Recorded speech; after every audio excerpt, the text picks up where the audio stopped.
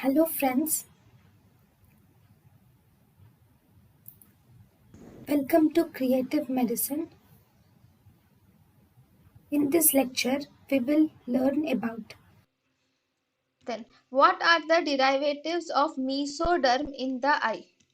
So, from the mesoderm, actually, the extraocular muscles, temporal sclera, vascular endothelium of eye and orbit are derived from the mesoderm.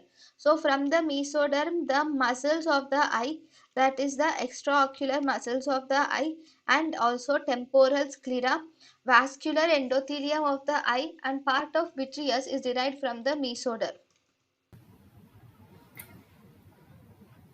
thank you and thank you for watching.